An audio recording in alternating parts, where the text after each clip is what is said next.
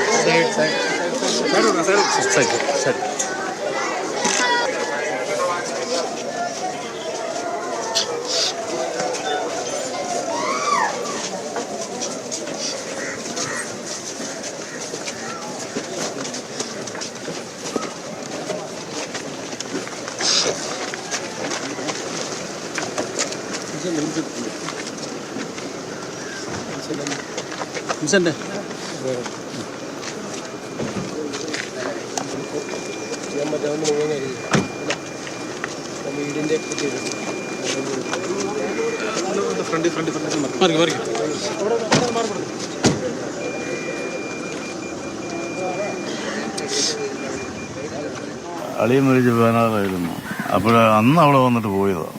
Last പോയത് അവിടെയാണ്. Last പോയത് ഇപ്പൊ അവിടെ. അല്ലെങ്കിൽ ഇവിടെ അച്ചൻകോവില് തേനി അവിടെ പോയി, അവിടെ ഒരു കമ്പം തേനിയിൽ അവിടെ പോയി വർക്ക് ചെയ്തിട്ടാണ്.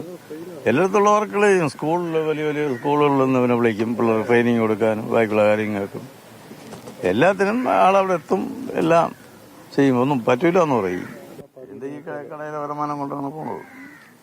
പിന്നെ രാജേഷിന്റെ അവന്റെ ഭാര്യ എന്റെ മക്കളെ കാര്യം എല്ലാം കൂടെ അവൻ തന്നെ നോക്കണം. ഈ കോടി കിടന്നല്ല ഇതിനിടയ്ക്ക് തടി മുറിക്കാൻ പോവും. പൈസ ഒന്നും കിട്ടിയില്ലെങ്കിൽ അങ്ങനെയൊക്കെ ഒന്നും മാറിയിക്കില്ല.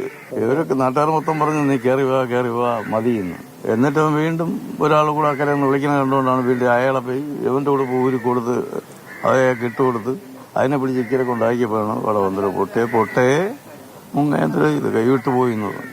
എന്നിട്ടും ചോദിക്കണം കയറിട്ട് കേട്ടത് വേണ്ട ഞങ്ങൾക്ക് നീന്തി കയറിക്കോളാന്നത്.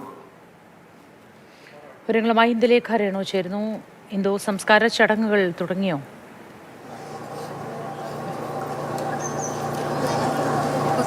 സംസ്കാര ചടങ്ങുകൾ അല്പനേരത്തിനുള്ളിൽ തന്നെ ഉണ്ടാകും. മുഖ്യമന്ത്രി വി ഡി സതീശൻ കുറച്ചു മുൻപ് മാത്രമാണ് ഇവിടെ വന്ന് അന്തിമോപചാരം അർപ്പിച്ച് കുടുംബത്തെ കണ്ട് സംസാരിച്ചു മടങ്ങിയത്. ഇവിടെ അത്രത്തോളം ദുഃഖം തളം കെട്ടി നിൽക്കുന്ന ഒരു സാഹചര്യമാണെന്ന് തന്നെ പറയാം. എല്ലാവരും രാജേഷിനെ അറിയുന്നവരും സ്നേഹിക്കുന്നവരും ഉറ്റവരും ഉടയവരുമായിട്ട് ഈ നാട് മുഴുവൻ രാവിലെ മുതൽ ഈ വീട്ടുമുറ്റത്തേക്ക് ഒഴുകിയെത്തുകയായിരുന്നു എന്ന് തന്നെ പറയാം. അല്പസമയത്തിനുള്ളിൽ അധികം വൈകില്ല, കാരണം മുഖ്യമന്ത്രി അടക്കമുള്ളവർ എത്താനായി കാത്തിരുന്നതായിരുന്നു. ഇനി അല്പസമയത്തിനുള്ളിൽ തന്നെ മറ്റു ചടങ്ങുകളിലേക്കെല്ലാം കടക്കും. രാജേഷിനെ കുറിച്ച് പറയുമ്പോൾ ഈ നാട്ടിലുള്ള എല്ലാവരും അത്രത്തോളം നന്ദിയോടെ ഓർക്കുന്ന ഒരു മനുഷ്യൻ, അത്രത്തോളം സ്നേഹത്തോടെ ഓർക്കുന്ന ഒരു മനുഷ്യനാണ്. കാരണം എവിടെ എന്ത് പ്രശ്നമുണ്ടെങ്കിലും ആദ്യം ഓടിയെത്താൻ താല്പര്യപ്പെടുന്ന, എത്ര വലിയ പ്രശ്നത്തിലേക്കാണെങ്കിലും അപകടമാണെന്ന് അറിഞ്ഞുകൊണ്ടായാലും മറ്റൊരാൾക്ക് ആശ്വാസമേകാൻ അല്ലെങ്കിൽ അയാളുടെ ജീവനൊരു ആപത്ത് വരാതെ രക്ഷപ്പെടുത്താൻ തന്നെ കൊണ്ടാകുമെങ്കിൽ അത് താൻ ചെയ്യുമെന്ന് പറഞ്ഞ് മുന്നിട്ടിറങ്ങുന്ന ഒരു ചെറുപ്പക്കാരനായിരുന്നു. കുഞ്ഞുങ്ങളുടെ കരച്ചിലൊന്നും നമുക്ക് കണ്ടു നിൽക്കാൻ കഴിയില്ല മോത്തി. കാരണം അത്രത്തോളം നെഞ്ചുലഞ്ഞ് ആർത്തലച്ച് കരയുകയാണ് ആ കുട്ടികൾ. കാരണം നമുക്കറിയാം മനസ്സിൽ നിന്നും ഈ മുഖം മാഞ്ഞു പോകുമായിരിക്കും, പക്ഷേ ഈ കുഞ്ഞുങ്ങളുടെ നിലവിളി അത് നമുക്ക് കണ്ടു നിൽക്കാൻ കഴിയുന്നതല്ല.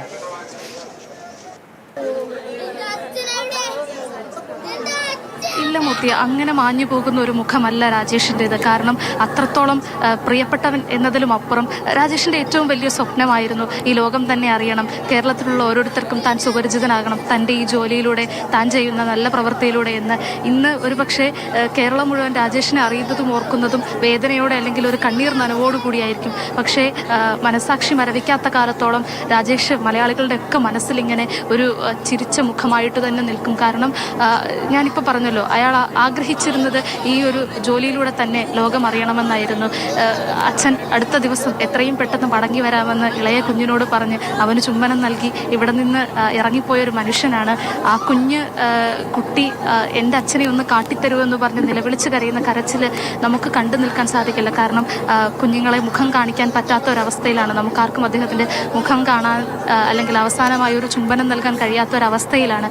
കാരണം നമുക്കറിയാം 5 ദിവസങ്ങൾക്ക് മുൻപാണ് അപകടം സംഭവിക്കുന്നതും മരണം സംഭവിക്കുന്നതുമൊക്കെ. അപ്പം കുട്ടികൾക്കിപ്പോഴും വിശ്വസിക്കാൻ കഴിഞ്ഞിട്ടില്ല. അവരിപ്പോഴും ഇവിടെ എത്തി അദ്ദേഹത്തിന്റെ മൃതശരീരത്തിനടുത്ത് കുട്ടികളെ എത്തിച്ചപ്പോഴും പറയുന്നത് ഇത് ഞങ്ങളുടെ അച്ഛനല്ല, അച്ഛന്റെ മുഖം ഞങ്ങൾക്ക് കാട്ടിത്തരൂ, അല്ലെങ്കിൽ അച്ഛനെ ഇതിനാണോ ഇവിടെ നിന്ന് കൊണ്ടുപോയതെന്ന് ചോദിച്ച് ആ കുട്ടികൾ നിലവിളിച്ച് കരയുന്ന കരച്ചില് അത്രത്തോളം ഇവിടെ നിൽക്കുന്ന ഓരോ മനുഷ്യന്റെയും നെഞ്ച് പിടിച്ചുലയ്ക്കുന്നുണ്ടെന്ന് തന്നെ പറയാം. പ്രായമായ ഒരു അച്ഛനും അമ്മയും